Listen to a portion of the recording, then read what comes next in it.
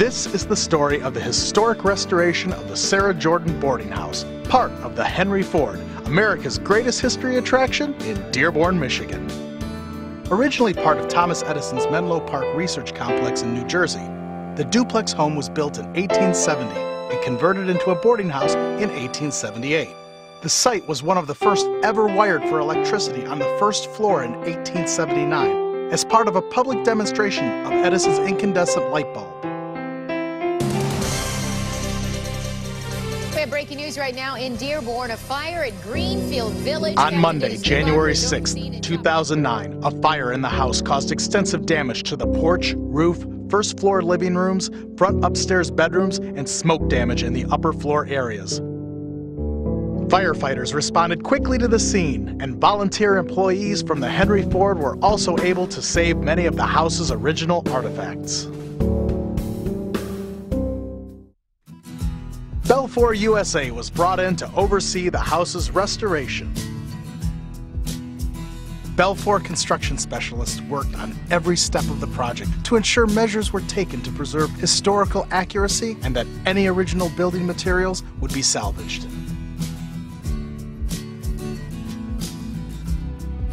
Here, the electricians discussed the measures taken to remove the wiring, blocks, and bulbs and properly label them so they can be reinstalled upon restoration of the building. We'll get this down first here so it's out of our way. Yeah, we'll take all these and make sure they're packaged properly so they don't get damaged during the renovation. And you see, we take care of not making sure we don't kink the wiring, and then it'll hang just as it was. So we've wrapped it in bubble wrap and then strapped it to this 2x4, and of course labeling it what room it came out of. A review of measurements and floor plans drove the methods behind how the restoration process came together. What I'm doing is I'm out here to measure the house and get it all drawn on AutoCAD.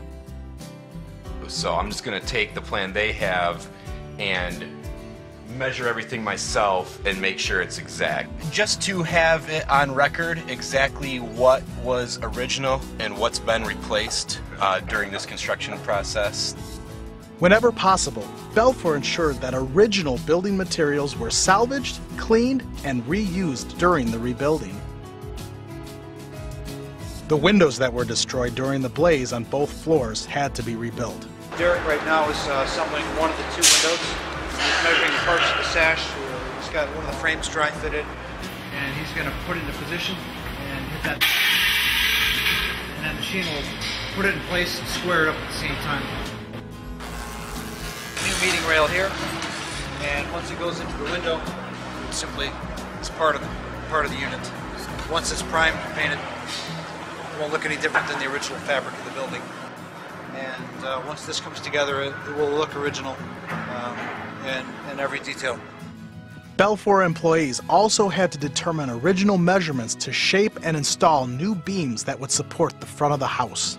We had to notch out for the ceiling joist, which also receives the gutter system, the copper gutter system on the upper roof. Copper roofing panels above the front porch that were damaged had to be completely replaced. The new copper sheets were measured, bent and cut, and then fitted and welded together.